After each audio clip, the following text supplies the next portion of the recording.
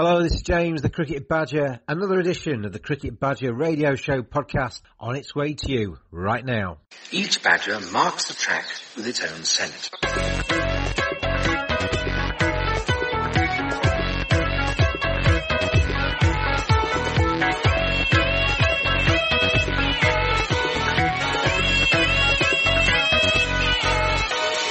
His black legs are short but very powerful for digging. In fact, the name badger probably comes from the French word bêcher, meaning digger. It's that badger style. In this show, we talk to Northamptonshire all-rounder Rob Keogh, who's just signed a new contract at Wantage Road, keeps him at Northamptonshire until the end of the 2019 season. We talked to Rob, his delight on signing that deal. We look back at Northamptonshire's near miss in getting promotion to Division 1 of the County Championship, a review of the season and looking forward to 2018 in the Midlands. We fire the Badger quick questions at former Derbyshire captain Wayne Madsen, who's enjoyed another stellar season with the Derbyshire team. And we begin things with Chris Ostick, the cricket correspondent for the Manchester Evening News. We chat with Chris about Lancashire's season, the ICC's new Test Championship, ODI League, and the potential for 4-day Test matches. We have a quick look forward to the Ashes, all on the Cricket Badger radio show. It's that badger style. Joined now by Chris Ostick, who is the cricket correspondent for the Manchester Evening News. Obviously, Chris, you cover Lancashire primarily. It's been a decent season for the Red Rose County. Absolutely. I think at the start of the year, if you'd asked any Lancashire fan who'll finish second in the county championship, they would have snapped your hand off after years of yo-yoing between the divisions and just escaping relegation last year. So to finish second, Glenn Chappell's first year in charge, I think it's been a pretty decent year. They'll be disappointed with the one-day side of things, failing to qualify out of either of the group stages. But going forward, there's promising young lads there who I think will do really well. And the signing of Graham Onions and Keaton Jennings already this winter bodes well for the future. I mean, the fact the margin between Essex and Lancashire was quite big never meant that Lancashire really was seriously considered as being title contenders, I guess. But as you say, second place is terrific stuff. It's just Essex was fantastic this year, wasn't it? Well, I mean, if you win, 10 championship matches? I mean, no one's going to catch that. You used to be able to win the title with 4 or 5 championship wins. So for a team to run away with it like that was just extraordinary. Nobody was going to catch Essex. But I think Lancs will be satisfied. I think going into the last 2 games of the season, there's only Lancs and Essex who were safe from relegation, and the rest were all in the dogfight. So Lancashire would have been delighted with that. But the played some really good cricket this year. There's some really aggressive cricket, especially batting-wise at the top of the order, which has been a bit of an issue for Lancs over the past few years. But they seem to have got that sorted. Even though Hasib and Mead didn't have the best of seasons, we know the talent's there, and he'll come again. But people like Alex Davis and Liam Livingston, and then you throw Keaton Jennings in there. That's looking, and Chanderpaul looks like he's going to come back next year. That's going to be a really solid top 5 or 6 that they're going to have next season. My slight concern is the seam attack, because they've lost Kyle Jarvis and Ryan McLaren this winter. Kyle Jarvis obviously gone back to Zimbabwe to play Test cricket, and Ryan McLaren's gone back home to South Africa. So they're in the market for probably an overseas all-rounder and maybe another senior seamer, because the seam attack does look a little bit light at the moment. Obviously, you mentioned Graham Onions and Keaton Jennings coming across from Durham. Obviously, good signings for Lancashire, but another kind of, well, not nail in the coffin, but not a good news for the Durham support. Absolutely, and I've spoken to Graham Onions yesterday and Keaton Jennings last week, and both of them have kind of said how difficult a decision it's been to leave a county that they've been with for so long. But it's just blow after blow for Durham, unfortunately, isn't it? It's bad news after bad news. So I think Graham Onions wanted a little bit of a fresh challenge, but was keen to do a bit of coaching, which wasn't offered to him at Durham. And when I spoke to him yesterday, he said that was one of the main reasons, that he's been offered some coaching roles at Lancs. He'll be helping Glenn Chappell out as well as playing hopefully all season. He's a qualified level 4 coach, and I think he wanted to start using that, knowing that his career's in the twilight of his career. And Keaton Jennings, I think, is just desperate to play First Division cricket. You know, he thinks it gives him a better option of getting back into the England side, and he's a quality batsman as well. So, but you do feel sorry for Durham, because they're a good club. And for them to have suffered so much over the past 2 years is hard to take, and you just hope at some point they'll bounce back. I always like going up to the North East. They're a good bunch of supporters, and the journalists and everything are good guys as well. You do feel for them, don't you? They lost Borthwick and Stoneman the year before. It seems the cream's all just kind of disappearing to different corners of the world. And I guess from their point of view, it's a chance to kind of grit their teeth and bring on the youngsters. They've produced youngsters in the past. It's their time to do it again. Well, they've won championships in the past, and you look at the players that they've produced that have gone on to play for England. That's probably what they need to do now. They need to wipe the slate clean and just give the kids a chance and build a team again as well. They've got the experience of Collingwood still there, obviously. But that's the future for Durham, without a doubt. And Lancashire did it in 2011 when they had no money. They had to rely on a young side, very little experience. But there was a team spirit that bonded because of that. It was kind of a backs against the wall, everyone's against us. I mean, they went on and famously won the title, and I think Durham needs to try and instill that spirit of that the whole world's against us. Let's show what we're about. You know, we're the proud Durham County Cricket Club. Let's show all these years of success that we've had and all these players that we've produced. Let's do it again and show them, you know, despite whatever you can throw at us and despite all the bad news, we can go on and be a success. It's a big area. It's a huge county. And, you know, it's a bit of a cricket hotbed as well, so they deserve to have a good team up there. I remember interviewing Paul Collingwood back in, I think March it was, and he was saying that he wanted to stay with Durham as long as he could to get them back into the First Division. It could be a long career if he, the way he's going. It could be, but that's what you want, isn't it? You want a talisman like that in your side and for the club to show, look, this is what we can do, and he's been there, he's done it, he's been there for the glory years at Durham, and to prove to people this is what we can do and this is what we're about. So he's an ideal talisman for them, I think. Just to round off on the Championship, I saw some comments a few weeks ago from Michael Vaughan saying that he didn't think it was a great season for Championship cricket. Only a few people had got past 1,000 runs, and he thought it was a disappointment. Yeah. My view on that was that, you know, you can't get every single season like the one before where you have three teams going into the final round of fixtures, all vying for the title. Yeah. The action, as you hinted at before, was down the other end, wasn't it? So I think in many ways it was just as exciting a season. It just wasn't big scores and kind of a climactic finish like the one before. No, if you think about the scores for a start, there's a massive chunk in the middle of the summer when you normally get the best weather and maybe the best conditions for scoring runs, where they're not actually playing Championship cricket. So they're playing in the start of April and the end of September when the conditions are poor, tough for batsmen. Games aren't finishing because of bad light and poor weather, which is no surprise really.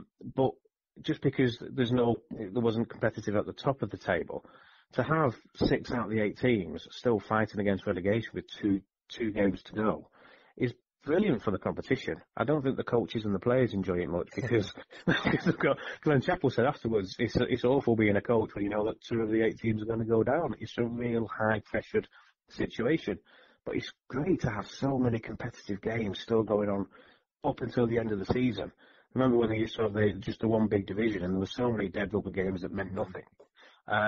This might maybe have just gone one step too far, but let's give it a run, and it makes teams want to go out there and win because they know even if they're just drawing or dropping bonus points, that could be the difference. I mean, look at what happened to Middlesex. 2 points was the difference in them staying up and going down.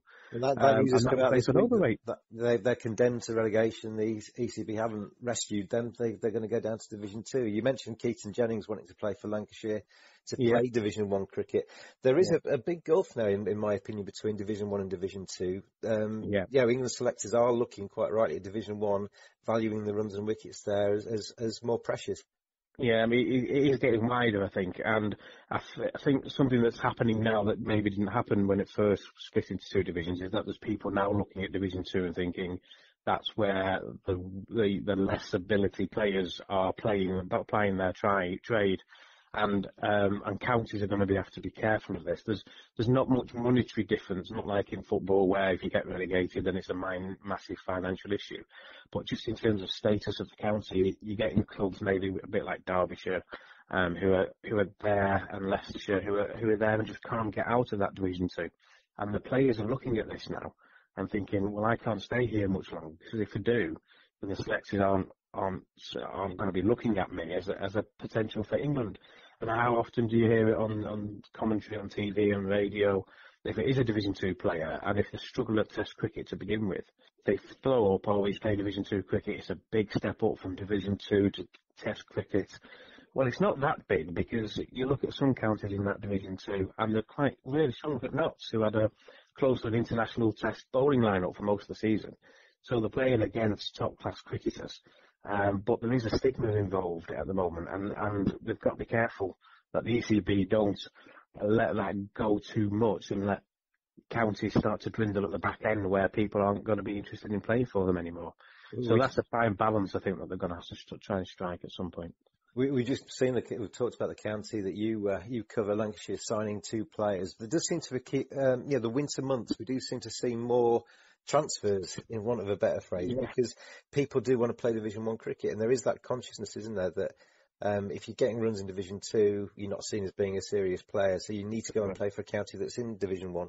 We're going to see more transfers, and that's possibly dangerous to some of the smaller counties, isn't it? I think so. That is my concern, that the smaller counties will suffer. And we've got the big T20 tournament coming up in 2020, and again, that seems to be the smaller counties who are going to be suffer a little bit from it, or not get the rewards that everybody else will get, or the prestige or the status. And you're going to have players, maybe possibly from those counties, going off to play for a team based at Yorkshire, a team based at Manchester, wherever it may be. And again, it's just seen like a second-class county then, and it's a dangerous thing, because there aren't that many counties, and look at how successful over the years Derbyshire, Leicester, Northampton have been, and it'll be awful to start losing some of those counties because they're feeling like second-class citizens and not part of the 18 strong counties that we have. Because as you just said, we've seen, a lot of the one-day trophies over the last few years have been won by the so-called smaller counties, haven't they? There's been no divine right to win a one-day tournament just because you play from Test match ground. Absolutely, and same with Division 1 and Division 2, that when it comes to T20 and one-day competitions, that goes out the window. That doesn't exist anymore. And they're on a level playing field, but I'm just concerned that will change as the years go by. When more and more emphasis is put on Division 1. And let's face it, it's just one tournament out of the 3 that they're playing. It's Division 1 and Division 2. But yet it holds so much sway in some people's minds. So it's something that we'll have to see how it develops over the next few years. It's that Badger style. Let's move on to the ICC news. The 13-team ODI League starting in 2020, going to be basically a route into the World Cup. Each of the 13 teams plays 4 home games, 4 away games.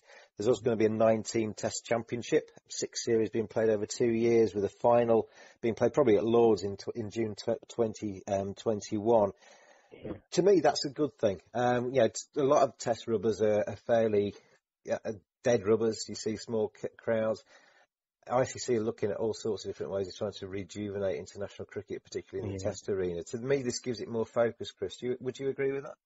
It does, but it's a long focus, though, isn't it? If you think of how much cricket is being played over those 2 years, I think you said, to be a Test champions, and then you get to the final, and it pours down for 4 days in the final. How is that being resolved? You're a glasses half empty person, aren't you?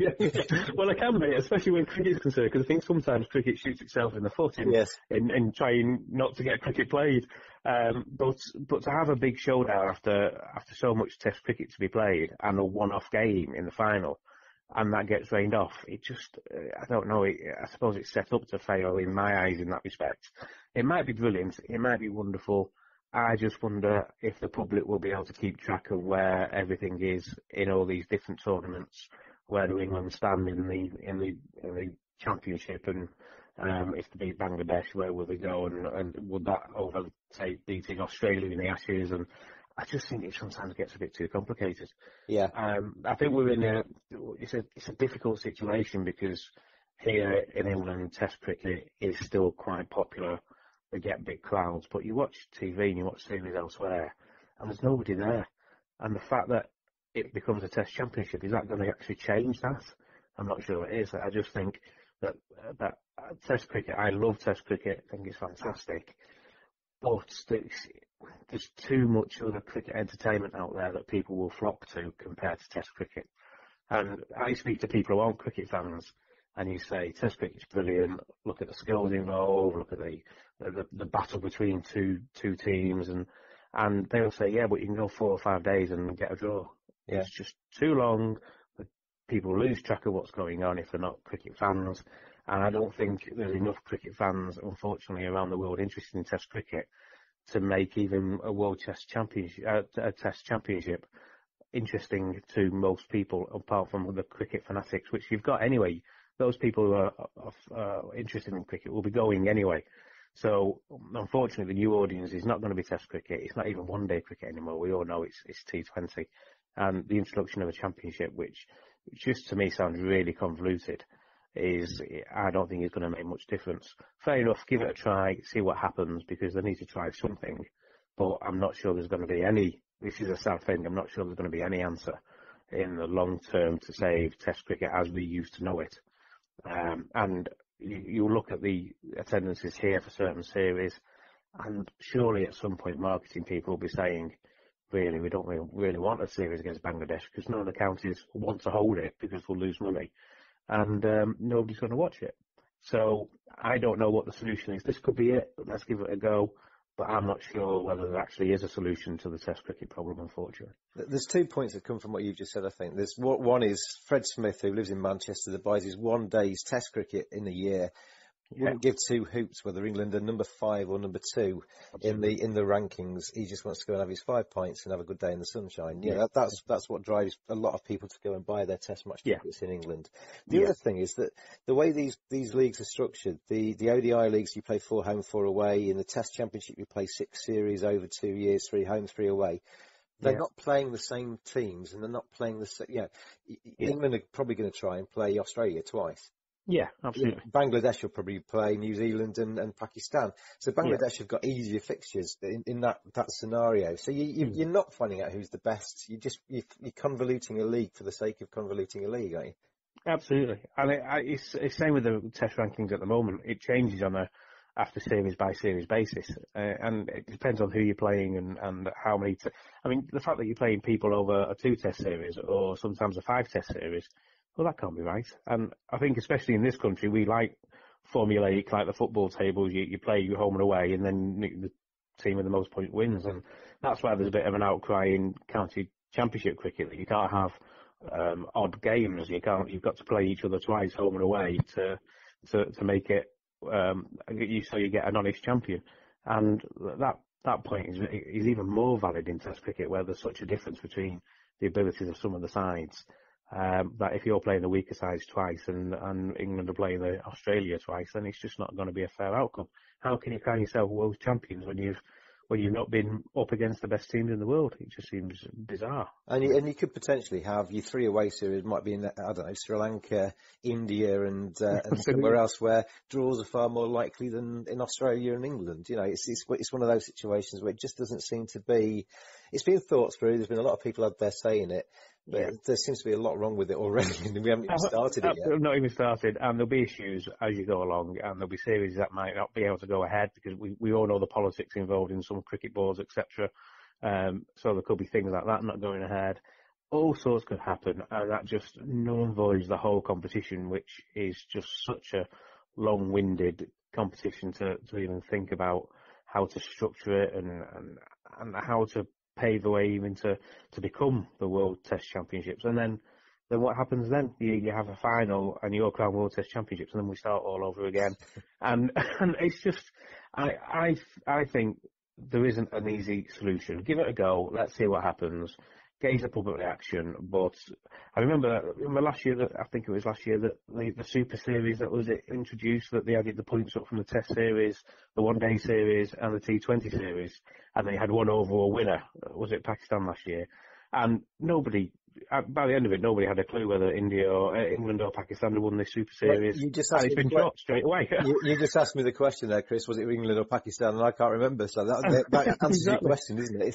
And it's been dropped straight away. It's what the women were doing to solve their Ashes victories over the previous 2 years, that they added the points together from the Test Series and the 1 Day Series and the T20 games, with the Test getting more points.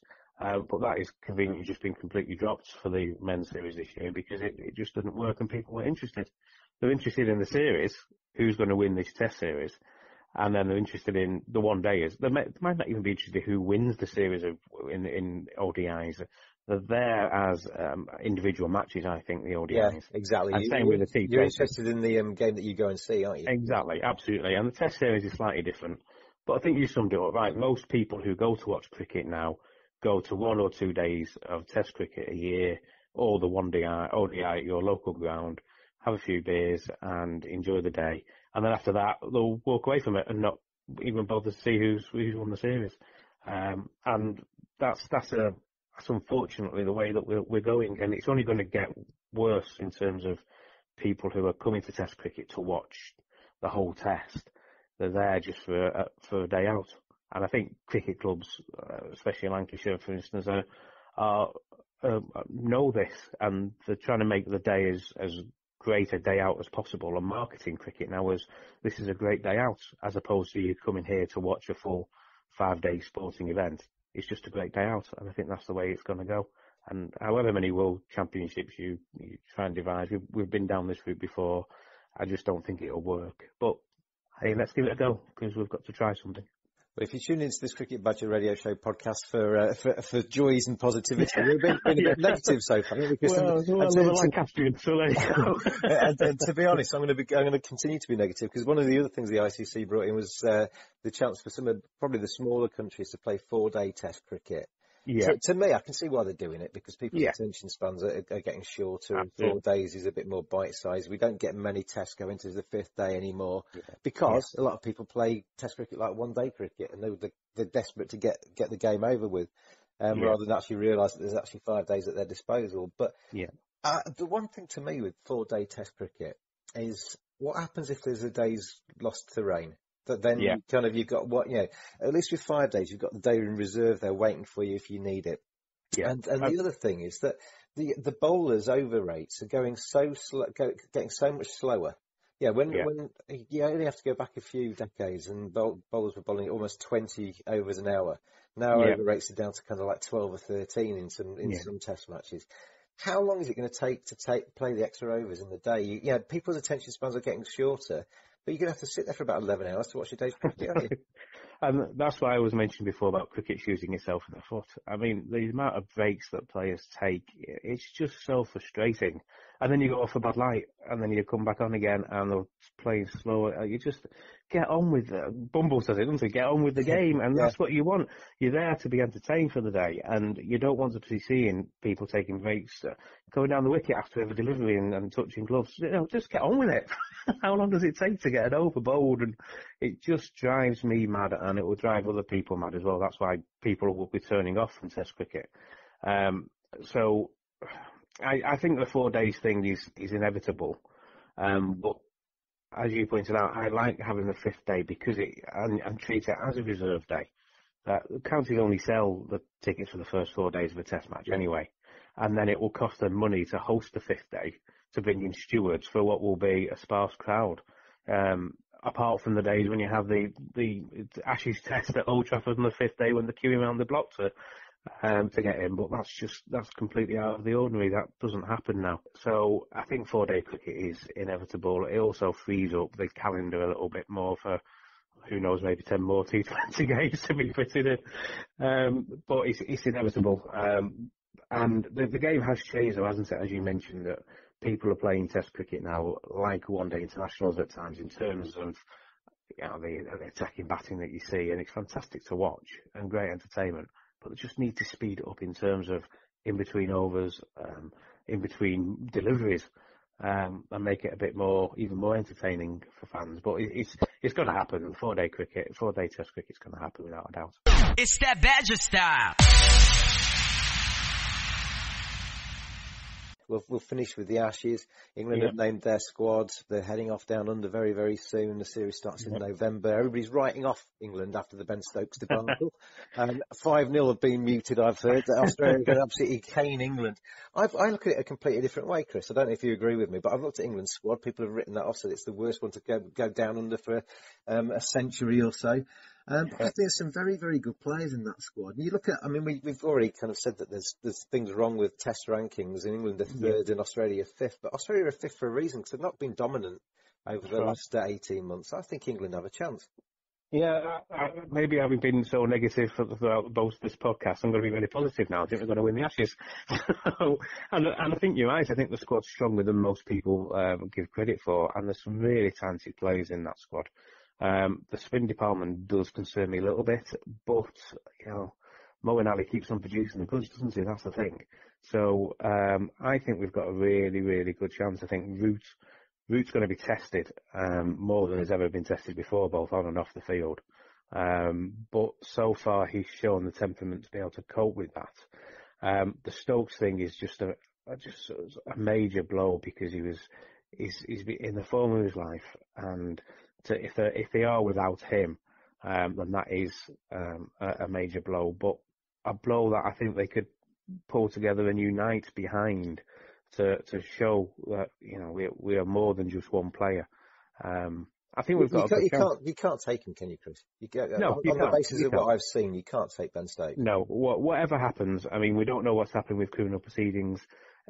If whatever happens, if he's found not guilty of any of these charges, then he still can't go, because it'll be the Ben Stokes roadshow over there, and it'll take the focus off everything else. What needs to happen is he now needs to be left out of the England side, left out of the England squad until next summer. It goes through the Kevin Peterson reintegration that he had to go through, a public apology, and say the right things, and then be reintegrated into the side next summer and forget about this winter's Ashes. And they should say that now, because they should say this is the squad that we're going with. The Ben Stokes situation, that needs to be sorted out, and he'll come back next summer, and then they can just concentrate on the cricket. Because totally agree with you. Because the thing with Ben Stokes is, even if he's cleared by the police, and there's every chance that he might be, there's every chance that he might not be. But at the very least, it's an England vice captain out at 2:30 in the morning, getting himself involved in something he shouldn't have, that's brought cricket into disrepute. And the ECB, even if there aren't any criminal charges, the ECB have to act, don't they?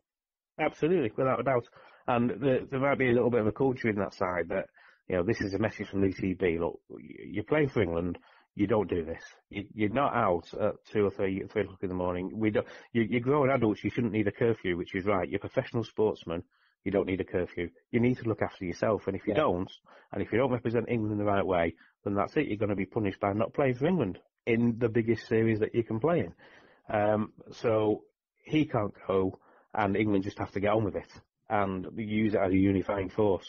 And I wish the ECB would just say that he's not going to the Ashes due to disciplinary action, whatever happened on that night out or not. He was out, and he shouldn't have been, really, as a professional sportsman. And then starts again next summer with a clean slate and get on with it, so that we can just concentrate on the Ashes. It's the last thing Root needs, because every time he goes to a press conference over in Australia, that's all he's going to be asked about. Yeah, you just have to remember the David Warner thing ahead of the Ashes back a few years back, when he had that incident with Joe Root. It overshadowed the whole start of the Australian preparation for that series. Right. Absolutely. And you can easily avoid it by not having that guy around. Let's finish then on a slight, two-pronged thing. We'll both give our versions of this. Give me one star of the Ashes and your series result. Star of the Ashes. Well, I'm going to say Jimmy Anderson. I've got to say Jimmy Anderson. I mean, I've seen him from, you know, when he first came into the Lancashire side to develop into the player he is now, and he's absolutely brilliant. And I'm sure he's got the hunger. This could be his last Ashes series, who knows? And I'm sure he'd love to go out on a high, especially over in Australia, where they've always criticised him for not being able to swing the ball. And I'd love him to be the star of the show. And bowl England to victory, and I think it will be a 2-1 series win for England. Okay, well, I'm going to go with a slightly different name. I'm going to go away from the obvious. I'm going to say that a potential surprise package in this series might be Craig Overton. I think the Somerset bowler could get his chance. I think he's a bit quicker than some think. He can hit the deck hard, and he's just the sort of bowler that might get something out of those Ashes pitches. And if he does get his chance fairly early in that series, he could stake his claim with Toby Rowland-Jones, etc., not in the equation. And could be one of the kind of a star package of this winter for England. And Series result for me, I'm going to make it 2-2. And I think that basically means that England retain the Ashes rather than win them. But they keep them, they bring them back home again. That's good enough for me. Thank you, Chris, for that. And we'll finish off, actually, Chris, while you're on. We'll say good wishes to Graham Hardcastle and his wife, Vicky. Graham usually joins me on this Cricket Badger podcast. He's not here today because basically he had a baby this morning, and Adelaide Hardcastle has been born. Adelaide, the new Badger, and good luck to Graham and Vicky on their new arrival. Absolutely. It's that Badger style. Feel a bit guilty firing the Badger quick questions at Wayne Madsen, the former Derbyshire captain who's had a fantastic season in all formats with Derbyshire in 2017. One of the nicest men in county cricket. Saw his pictures on Facebook recently, all tuxedoed up, going to Lord's for his benefit dinner at the home of cricket. And it was quite an emotional time for him. Towards the start of the evening, his mum and dad appeared. He wasn't expecting them to fly over from South Africa, so an emotional time had by all. He'll refer to that as he takes on the Badger Quick Questions. It's that Badger style. If not a cricketer, what would you have done with your life? I would have been a hockey player. I enjoyed finance at school, so I might have gone into finance to some degree as well. Who was the biggest influence on your career? Probably my parents first, and then I would have, cricket-wise, after that, if I had to look at a cricketer, probably Dale Benkenstein. Who was your hero as a child? I had two. I had Jonty Rhodes as a cricketer, and I had Jonty Rhodes. Jonty was both a hockey player and a cricketer, and he was from the same province as me, so I sort of looked up to him as the person I wanted to be when I was younger. What's your best moment in cricket? Wow. Now, this is a good question, James. My best moments in cricket. I've had quite a few good personal achievements, but certainly with Derbyshire winning Division 2 in 2012 was a pretty special achievement, considering everything where we were as a team, a young team, to get promoted in 2012 and win Division 2 was a pretty special moment. What's your worst moment in cricket? Wow. Worst moment in cricket? Probably getting out for a first ball. How many times has that happened? Actually, I've got one better. I had a pair. I think I needed about 50 or 60 runs to get to 1,000 runs at the end of 2010. And I got a pair against Glamorgan at Cardiff, and I would say that actually could be up there. I was quite hopeful of getting to 1,000 runs, and it ended abruptly. If you could trade lives with any current cricketer for a day, who would you pick? I'd like to see a day in the life of current cricketer. Oh, I would have said Sachin Tendulkar, but I'll go with one of the Indian guys because MS Dhoni. The reason being is just the support and that they get from all the people across India, across the world really, but just to spend a day in their lives, that would be, I'm sure, to be eye-opening experience. If I put you in charge of cricket for a day, what would you change? I think the game has to evolve, and that's what it's done over the last 100 and whatever years. What would I change that might impact it just for one day? You're in charge for one day, but your rule can stay after you. Okay, I'm in charge for one day, and the rule can... So it's a rule that needs to change. Well, it's up to you. It's up to you, whatever. Oh, okay. You could basically make yourself captain of England. You could do whatever you want to do. Okay. Well, no, this is purely from a batting point of view, but I would give 3 hits across every format for a no ball.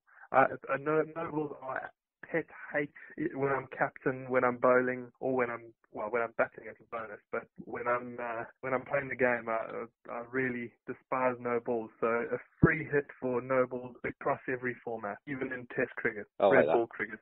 Best player you've ever played against? A.B. de Villiers. He's a special cricketer. And the best player you've played with? I've played with some good players. Hashimullah. As a youngster, and I played with him here at Derbyshire. A pure cricket genius in terms of his abilities to concentrate and churn out runs and adapt across formats as well. He's a serious cricketer. If you could meet anyone, living or dead, who would you choose? Probably Nelson Mandela. I didn't ever get to meet him, so I would say Nelson Mandela. If you won the lottery, what's the first thing you would do? Not tell a soul. That would be the first thing I'd do. But the first thing I'd do with the money, I'd probably go on holiday somewhere and probably, hopefully, be onto my own island or something like that. I'd get away. I'd spend some money to get away, so that I didn't have to tell anyone I'd won the lotto. If there was a movie made of your life, who would you want to play you? Tom Cruise, probably, in his youth. What is your first memory of ever being really excited? Certainly a memory of being excited was when South Africa won the World Cup in '95. I still remember where I was that day, and it was a pretty special moment for the country as a whole. Yeah, I was at a friend's 12th birthday party, and I just remember the party went through the night, even for us at 12 years old. When you started earning money, what was the first thing you bought? Oh, I'd say it was probably a takeaway or some sweets or something like that. Definitely when I was younger. It probably would have been a Steers burger or something like that. When was the last time you felt really nervous? When was the last time I had a bat? At the Lord's dinner, actually. I had to stand up and sort of thank everyone, and as I went to do so, I reached into my pocket to get my notes, and my notes weren't there. So I had to go off the cuff, so I was pretty nervous about that when I was walking up onto the stage. It went okay, though? It went okay, fortunately. I somehow remembered everyone I needed to thank without the notes. But it's funny how it works. What's the top item on your bucket list? I'd love to own a house in a game reserve in South Africa and have access to it all the time. So in terms of bucket, like a tick the box, if I owned the house, I would be able to go there all the time. I'd love to do that, yeah. Are you a morning or a night person? I'm a night person. What celebrity annoys you the most? It's got to be someone off one of the reality shows. Probably one of the Kardashians or something like that. On a scale of 1 to 10, how cool are you? Cool being 1 or... 10 being the fun. No, I would say I'm not too cool. I'm probably a 6. If your plane was about to crash, who would you want to be sitting next to you? My wife and my daughter. If you had access to a time machine, where and when would you go to? I'd probably go back to the time of Jesus, actually, and go and witness some of the miracles and stuff that he performed. That's a bit different to some of the answers that I think you'll get. But yeah. How do you like your steak cooked? Medium rare. If you could live anywhere in the world, where would it be? Somewhere where it is nice and hot most of the time. In a game reserve in South Africa. Probably one that's fairly close to the coast, so either in the Eastern Cape or in Natal. One thing you would change about yourself? Do I have to give you something, or...? You could say you're happy with how you are. I'm happy. I wouldn't leave assignments to the last minute. I've got my level 4 assignment due in 2 weeks, and I've left it to the last minute, so that's one thing I would change about myself. And finally, what will you be doing in 10 years' time? I'd probably be finished playing, but I would imagine I'd like to think I'd be coaching in some way. I'm not sure where or where it'll be and at what level, but I'd like to think I'd be coaching. Well, if I'll make a note of it, and in 10 years' time I'll phone you up and we'll see if you're right. That'll be great. It's that Badger style. Next up on the Cricket Badger Radio Show podcast, it's Rob Keogh, the Northamptonshire all-rounder, signed a new contract at Wantage Road, keeps him with Northamptonshire until the end of the 2019 season. Let's have a chat with him, see how he thinks of Northamptonshire's 2017 season and his hopes for the future. It's that Badger style. Rob, thanks for joining us on the Cricket Badger Radio Show podcast. Good news for you this week, a new contract at Northants and the future a bit more secure for you. Yeah, it's always nice to sign a new contract, especially at a club where, I joined from a young lad at 14 onto the EPP and played up through the age groups and got myself onto the academy and then into the first team. So it's always nice to be rewarded with another contract. I mean, cricket can be a cruel career and can be a short career. So, I guess it always is nice to get those extra years and know that you're secure for an extra portion of your life. Yeah, that's spot on. You always see players come and go over a short period of time. So it's always nice to know that you've been rewarded for what you've done and, been offered another contract. So, yeah, very happy. You say from the age of 14, that's, it's building up a few years now at Northampton. You ever thought about playing somewhere else? I mean, you probably won't want to answer that honestly, but ever thought about playing somewhere else, or is Northampton the place that you want to stay? Northampton's in my heart. Like I said, I've been there since I was a young lad. We've won trophies there. We've obviously had the two T20 wins, which I've been a part of, and we were runners-up in 2015 before we won it in 2016.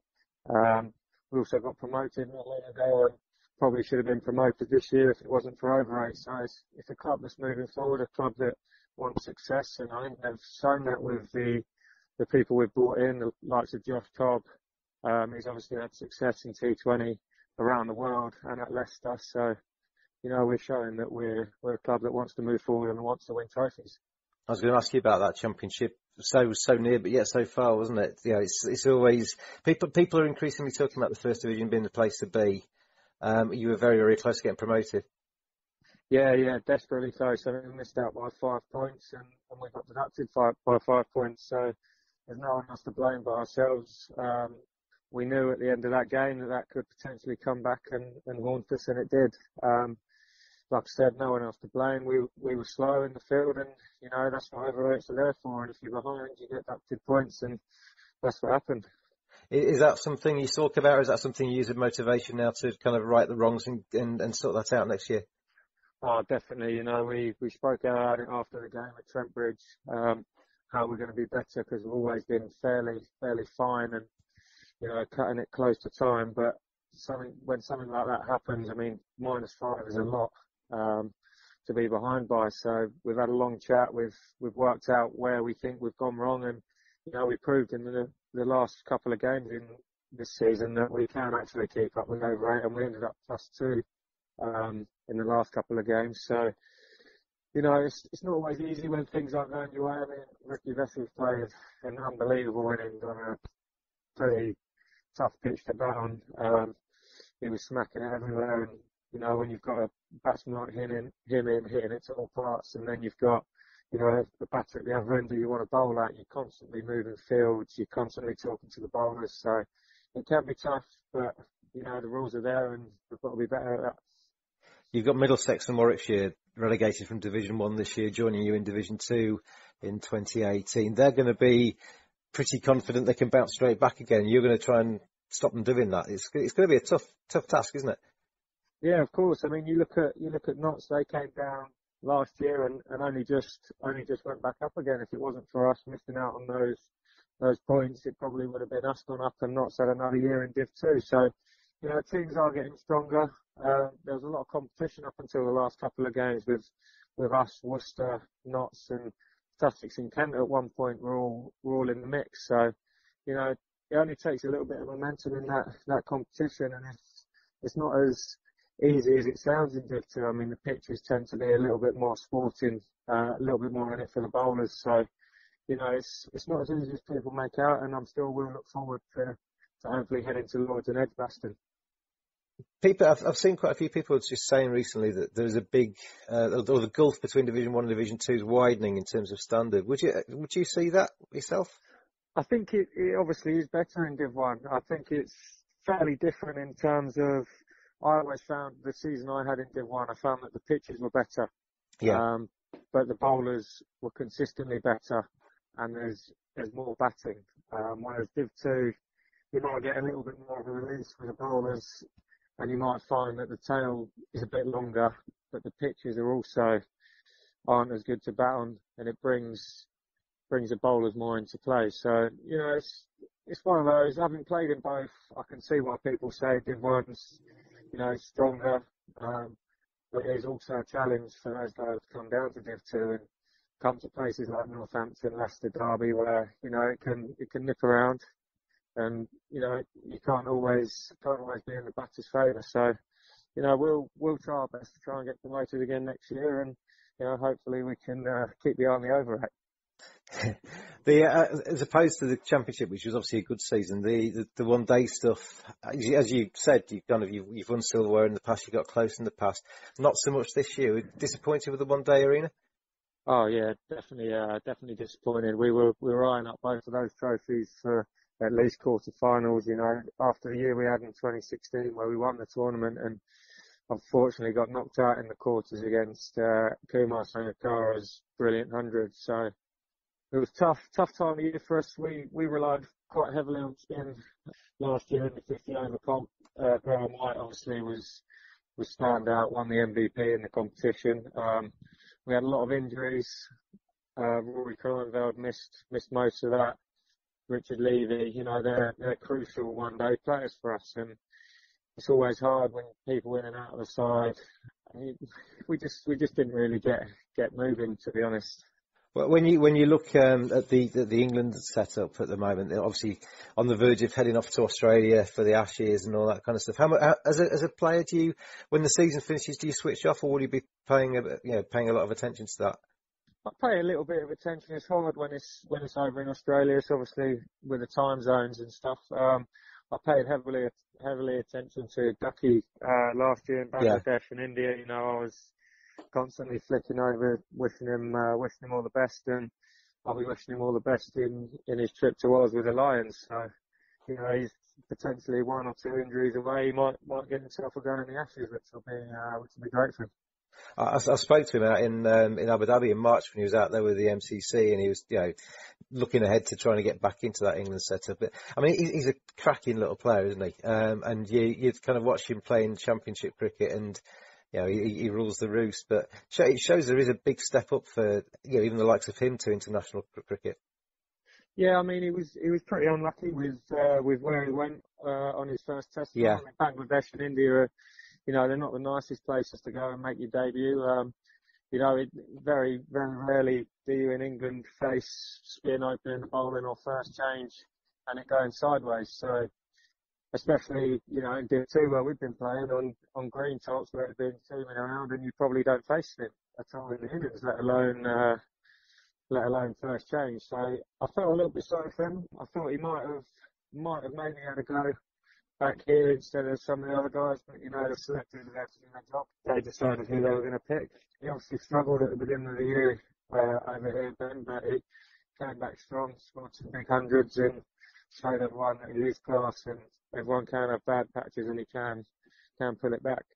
Well, when you look at the Northampton squad as you go into 2018, give us a couple of names for some of the youngsters maybe coming through that people might not have heard of that you think have got a real future. We've got a young lad called Saif Zaid. He's played a little bit for us so far, but he's a real talent. He's gone off to Oz for the winter, so we're hoping that can sort of mature him a little bit. He's still fairly young. He's only 18, 19, so we're hoping that can mature him. He can learn to play out there, and he's definitely one to watch. And we've got another young lad called Tom Sol. He's a Scottish lad. He came in against South Africa in the tour match and started whacking it everywhere at the end, playing little scoops. And they're one of the best one-day sides in the world. And he's just a young lad coming in, making his list day debut. So there's a couple of lads I think that potential to look out for, and it's always good for counties to bring those young lads through. So yeah, hopefully those two can do it for us. And when you finish the season, what do you do over the winter? What's the life of Rob Keogh over the winter? Do you just have time off? When do you get back into training, etc.? We start again in beginning of November. I've just got back from Las Vegas actually on a trip with a few mates, which was wasn't sober. A little bit of golf for October, and that's it really. Just a bit of downtime, I suppose, and then we get back into the gym in November. It's really, as a cricketer, it really is only October that you get off, isn't it? That you can really kind of let your hair down, and then it's back to focus and back to kind of preparing. Yeah, I mean, that's it. We get the whole of October off. That tends to be when like the PCA Awards dinners are, the club end of season dinners, so it can turn into a fairly heavy drinking month. But like you say, we're back into the swing of things in November, and we'll be hitting the Watt Bike hard and trying to get fit again for the summer. I felt I could hear in your voice when you said, back to training in November, there's like a little bit of an air of resignation, like you're really looking forward to it. Because I know from kind of, I've seen people coming back into pre-season who've had the month off. It can be quite hard to get back into the swing of it, can't it? Oh, definitely. The first couple of sessions, you can always tell the lads are finding it tough. But, we train hard, we play hard in that October month. So, you have to take the rough with the smooth, and you take the first couple of sessions in the gym and then you get fitter from there. And looking ahead to 2018, what would be your personal ambitions for that season? Personal ambitions, I'd love to get 1,000 runs in the championship. This is something I've spoken with Rich about for a number of years now.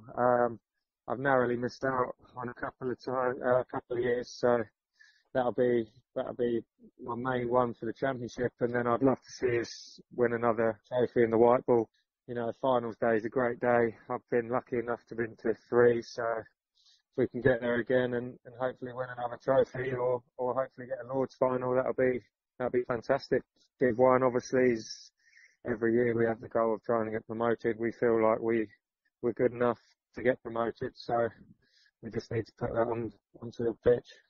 And then it's be a case of trying to stay there as well, wouldn't it? 'Cause that's not the easiest thing. With 8 teams there and 2 coming down, that's a quarter of the division gets relegated, isn't it? So it's not the easiest division to stay in. Yeah, no, definitely. We found that out last time. We weren't very prepared for it. We're obviously a club with a small budget, so I think we'd look to reinforce. If we did go up next year, we'll have to get some players in. We'll have to think about what we're going to do with conditions at home. And yeah, I think once we've been up, we went up, so we know what it's like. We've got a taste of it. Most of our young lads had a chance to play in it, which is good. So like I said, hopefully we had a few injuries that year, so hopefully we'll have to get some players in and, like you say, try and stay in the division. We know it's going to be tough, but yeah, that's what you play cricket for, the competition. It's that Badger style. Thank you very much for listening to this edition of the Cricket Badger Radio Show podcast. Hope you've enjoyed it. If you've got any questions at all and you want to send them in to james@cricketbadger.com, you can join us on Twitter @cricket_badger. Have your say and join us next week when one of our guests will be former Yorkshire, England and current Essex assistant coach, Anthony McGrath.